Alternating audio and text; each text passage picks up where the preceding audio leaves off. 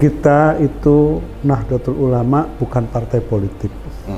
Anggota NU misalnya atau bahkan di susunan pengurus yang telah masuk ke partai politik harus mundur misalnya, atau ada sepakat seperti itu tidak? Kehadiran NU ini yang paling penting dirasakan sebagaimana disampaikan oleh Ketua PBNU, dirasakan oleh warga NU yang paling bawah. Jadi kalau kita ajak rapat cepat, kita ajak bekerja cepat, membuat langkah-langkah cepat gitu, bukan nanya dulu ongkosnya mana gitu. Sebabnya angka putus sekolah di Lampung ini masih sangat tinggi, tentunya terkait dengan faktor-faktor yang kemiskinan, katakanlah itu menjadi salah satu faktor utama. Nah, ini apa yang ingin disentuh oleh NU, Mas?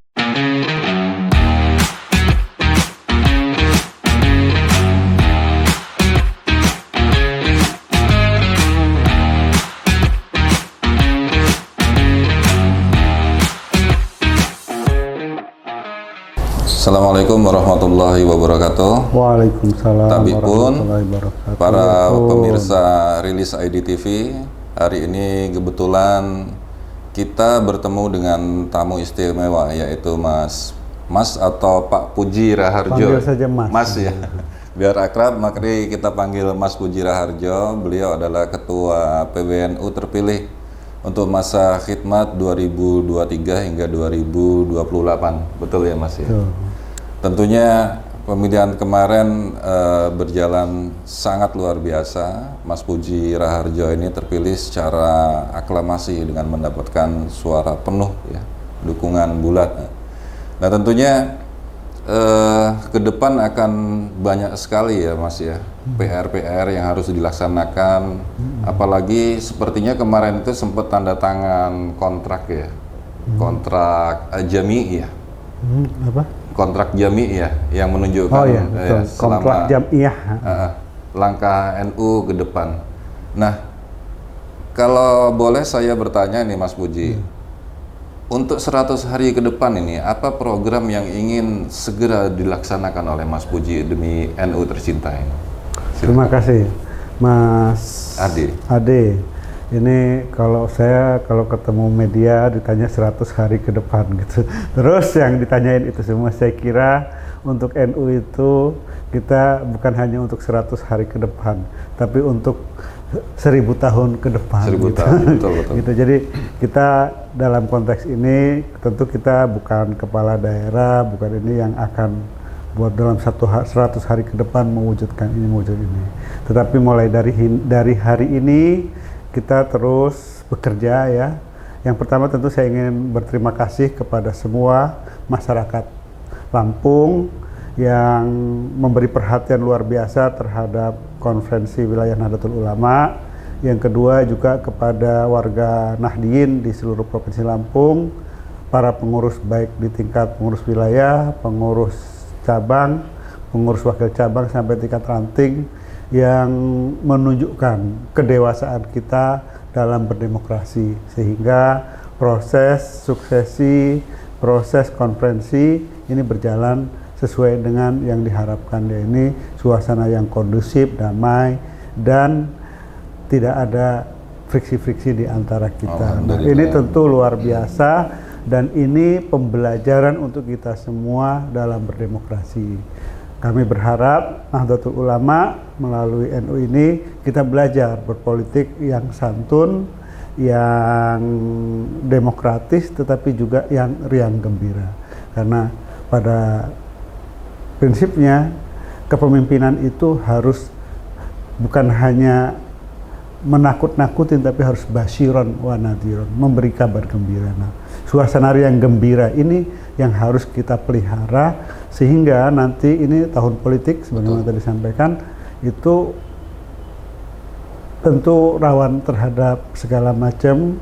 Nah, tapi kalau kita suasananya gembira, kemudian tenang, demokratis, kemudian saling percaya di antara kita, insya Allah ke depan masyarakat Lampung akan damai, warga Nahdien terus berkontribusi untuk menciptakan kedamaian, keharmonisan di tengah-tengah masyarakat.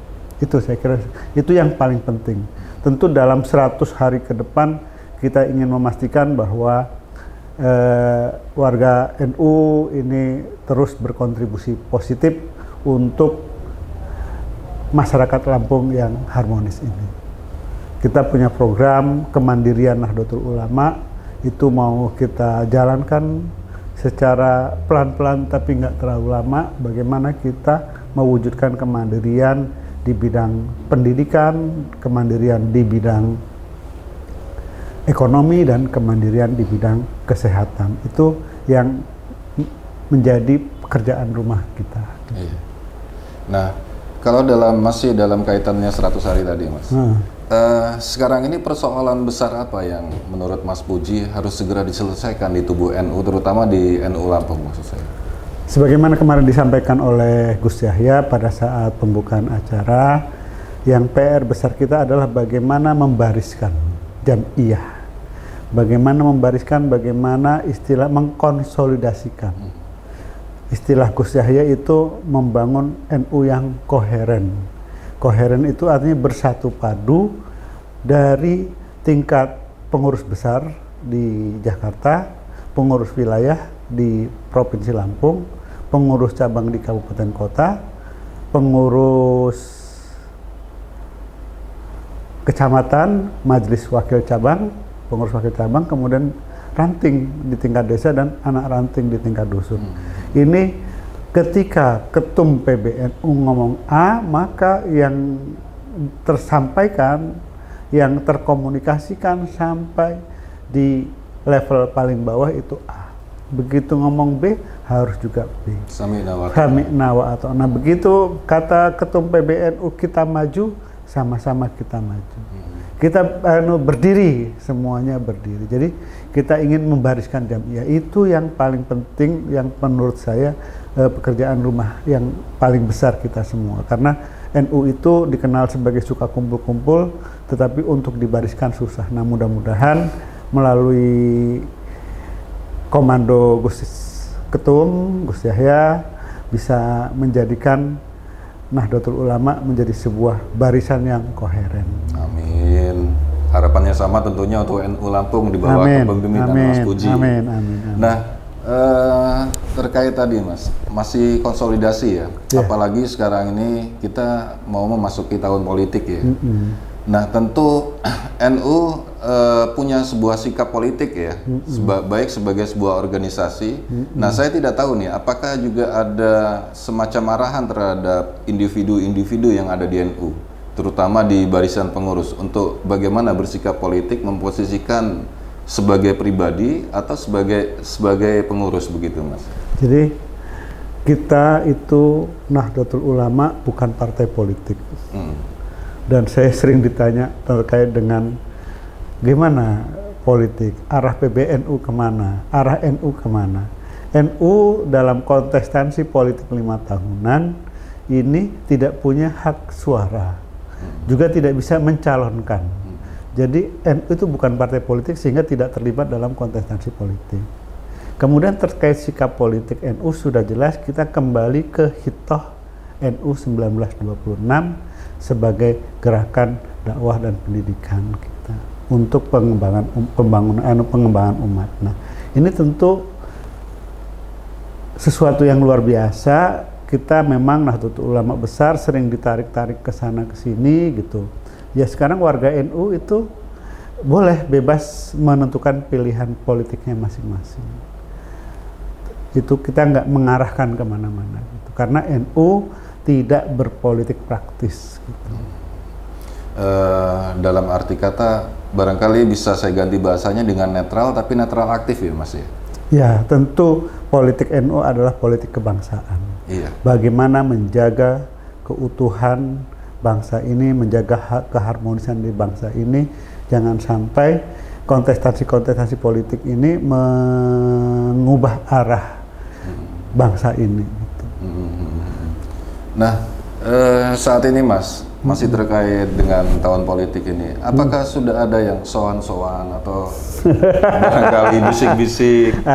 Jadi kita tentu menerima sowan, menerima masukan silaturahmi dari berbagai macam pihak ya, gitu. Tapi istilah kita nggak akan mengalir kemana-mana. Kita siapa aja yang datang ke kita terima, kita hargai sebagai sesama warga bangsa. Dan kader NU yang mau berfitrah di partai politik monggo dipersilahkan. Yang penting jangan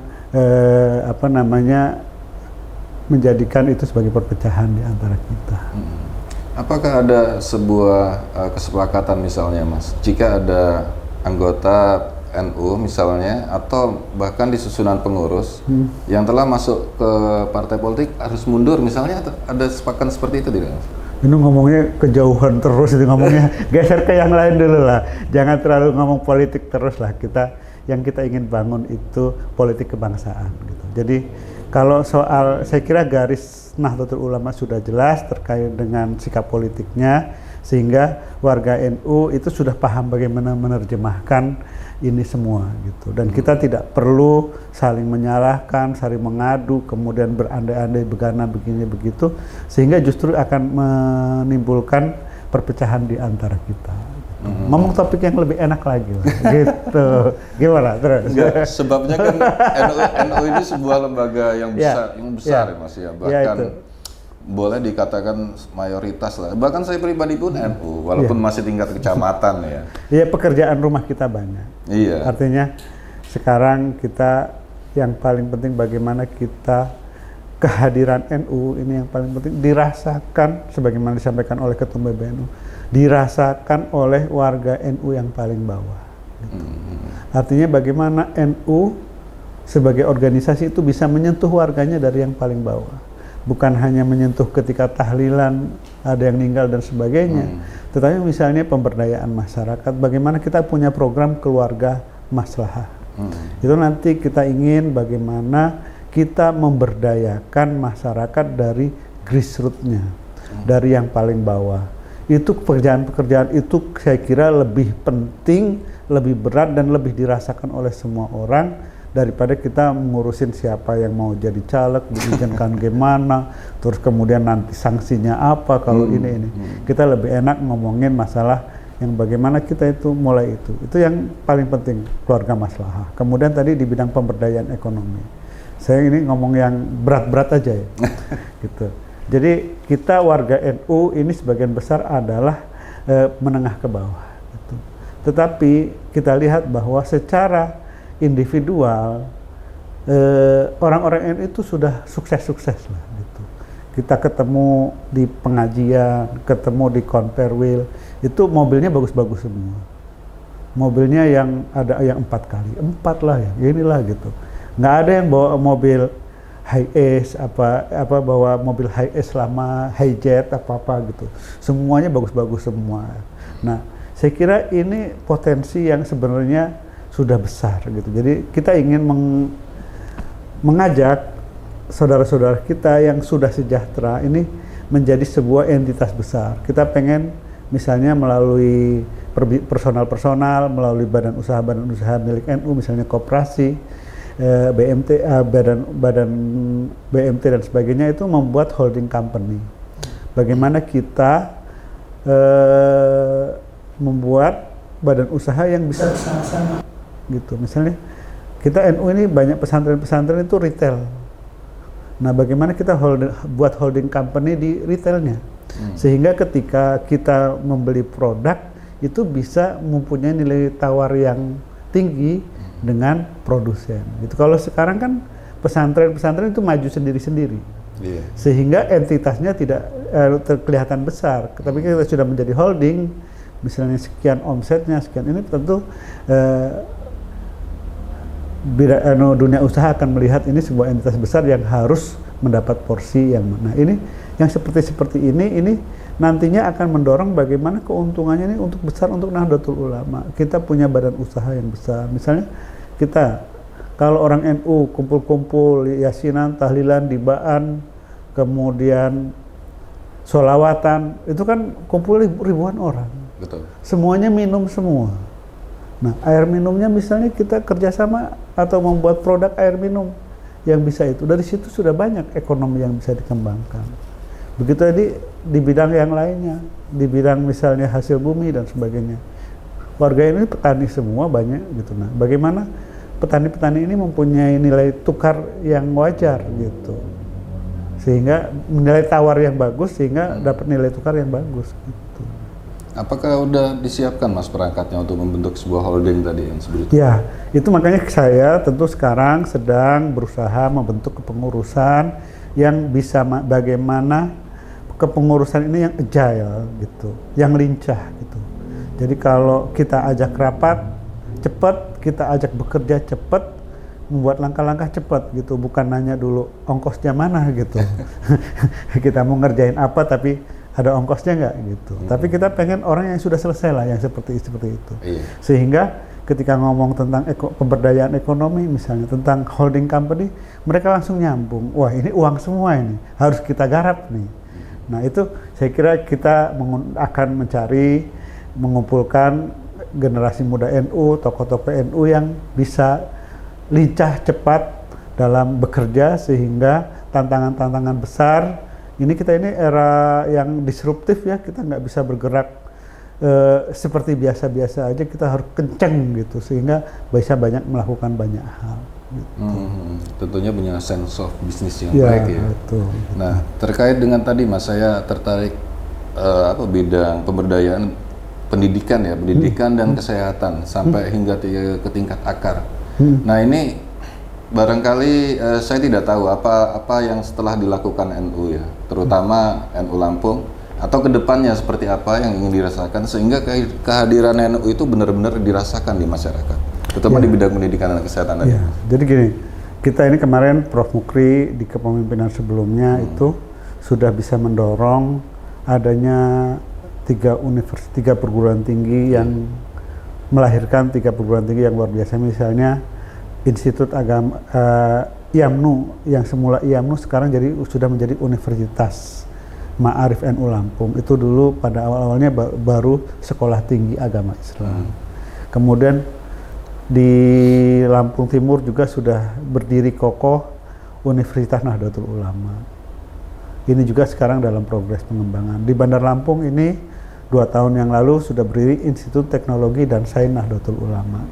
Itu juga sedang kita kembangkan. Kemarin saya baru buat kesepakatan untuk pengadaan lahan senilai 1,8 M gitu. Itu untuk membangun asrama mahasiswa ITSNU gitu. Itu di Raja Basa itu kita siapkan di situ. Itu yang langkah-langkah strategis kita di bidang pendidikan gitu. Nanti kita ingin di setiap kabupaten kota itu ada sekolah-sekolah, madrasah-madrasah unggul milik Nahdlatul Ulama. Misalnya MA Ma'arif atau SMA Ma'arif atau SMK Ma'arif NU yang menjadi sentral keunggulan. Nah itu di setiap kabupaten kita harapkan ada seperti itu. Kemudian pesantren-pesantren juga yang basis kita tentu akan kita dorong lebih berdaya, lebih maju. Gitu. Kemudian di bidang kesehatan. Di bidang kesehatan ini kan kita sebagian warga Provinsi Lampung ini warga Nahdien, gitu. Tetapi NU ini sekarang belum punya rumah sakit di Provinsi Lampung. Sementara mereka ya berobat terus kan setiap saat, ada yang sakit dan semua. Nah ini kan berobatnya sekarang belum ke rumah sakit milik NU. Nah kedepannya kita tentu akan berupaya untuk mendirikan rumah sakit NU yang menjadi rujukan bagi warga NU di seluruh Provinsi Lampung. Amin, mudah-mudahan. Itu saya kira kalau semua kita bahu-membahu bekerja sama dalam satu barisan koheren sebagaimana disebutkan oleh Gus Yahya, langkah-langkah kayak gitu itu tidak terlalu berat kalau kita bersama-sama. Bukan mimpi, tetapi adalah sebuah kenyataan yang tinggal menunggu waktu. Gitu. Amin, semoga terwujud ya Mas. Amin, amin ya Robbal Alamin. Mas, kalau tadi kan ini di tingkat perguruan tinggi saya pikir sudah clear ya dengan tadi yang udah digagas mulai dari Profesor Mukri di kepemimpinan sebelumnya dan akhirnya dilanjutkan dengan kepemimpinan Mas Puji. Nah kalau di tingkat bawah Mas, di tingkat maksud saya pendidikan dasar nih, ini yang paling menurut saya sebabnya paling penting ya. Sebabnya angka putus sekolah di Lampung ini masih sangat tinggi, tentunya terkait dengan faktor-faktor yang kemiskinan, katakanlah itu menjadi salah satu faktor utama. Nah ini apa yang ingin disentuh oleh NU Mas, atau yang dilakukan begitu untuk menolong mereka? Kita melalui LP Ma'arif NU, yaitu Lembaga Pendidikan Ma'arif NU itu memang lembaga NU yang khusus mengurusi pendidikan dasar dan menengah. Nah itu LP Ma'arif NU nanti kita dorong bagaimana ini sekarang kita juga aktif di di organisasi penggerak ya Kementerian Pendidikan dan Kebudayaan. Itu jadi kita mendorong LP Ma'arif NU untuk menguatkan madrasah-madrasah di kita supaya mereka berdaya mampu menjangkau sudut-sudut masyarakat yang tadi disebutkan yang belum mampu dan sebagainya. Kita bukan hanya sampai di pemerataan, tapi kita juga ingin keunggulan di situ. Artinya kita bisa menyentuh dan mereka juga nanti menjadi SDM-SDM yang unggul. Kita punya SMK Ma'arif di Lampung Timur itu yang luar biasa dalam bidang multimedianya, dan itu SDM yang sangat dibutuhkan. Kita juga punya kader muda NU yang menyiapkan tenaga-tenaga untuk di perhotelan dan di ini yang sebenarnya itu juga kalau disinergikan dengan Jam'iyah itu akan luar biasa ke depan. Jadi saya kira kita bisa melakukan banyak hal lah. Yang penting kita bisa bahu-membahu, bisa bersatu padu, dan yang penting tadi koheren antara dari pusat sampai tingkat paling dasar. Baik, luar biasa sekali pemirsa. Penjelasan Mas Puji sangat clear menurut saya. Barangkali ada close statement yang ingin disampaikan Mas, terutama untuk warga NU atau harapan ke depan yang bisa mencerahkan kita semua. Ya, kepada seluruh warga NU Nahdien di Provinsi Lampung, tentu yang pertama saya mengucapkan terima kasih yang sebesar-besarnya atas kepercayaan ini. Kepercayaan ini merupakan amanah yang maha berat bagi saya, bukan main-main. Dan ini tentu harus saya pertanggungjawabkan. Oleh karena itu, kedepannya saya mohon dukungan dari kita semua untuk bisa bahu-membahu bersama-sama berkhidmah untuk Nahdlatul Ulama.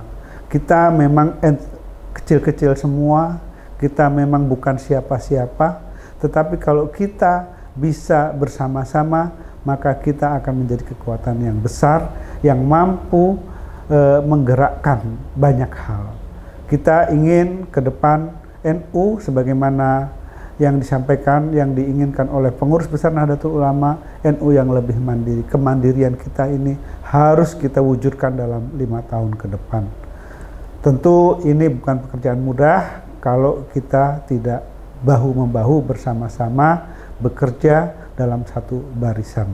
Mari kita dalam posisi apapun kita membangun harmoni di tengah-tengah masyarakat kita. Jadikan NU sebagai penyejuk, kehadirannya adalah penyejuk bagi lingkungan sekitarnya, bukan bagian yang mengadu domba di tengah-tengah masyarakat. NU sesuai fitrahnya harus menjadi penyejuk, penengah di tengah-tengah umat yang berbeda-beda. NU lahir di tengah-tengah warga bangsa Indonesia yang multikultural, dan ini sudah menjadi fitrahnya sehingga kita tidak harus saling menjatuhkan satu sama lain, tidak harus mengunggulkan satu sama lain yang seolah-olah yang lain lebih nggak bagus gitu. Tapi kita bersama-sama sebagai warga bangsa dengan elemen bangsa yang lain berkontribusi untuk kemajuan bangsa ini. Mungkin itu, terima kasih. Sekali lagi terima kasih Mas Puji atas waktunya sehingga kami berkesempatan untuk talk show ya, obrolan ringan lah katakannya. Dan sekali lagi selamat, semoga di tangan Mas Puji NU semakin besar dan semakin kiprahnya semakin terasa di tengah-tengah masyarakat. Amin, amin ya robbal alamin. Saya selaku pembawa acara Adi Yunarso, mohon maaf apabila ada kesalahan dan kepada Allah saya mohon ampun. Kita akhiri talkshow ini dengan mengucapkan Alhamdulillah. Alhamdulillah. Assalamualaikum warahmatullahi wabarakatuh.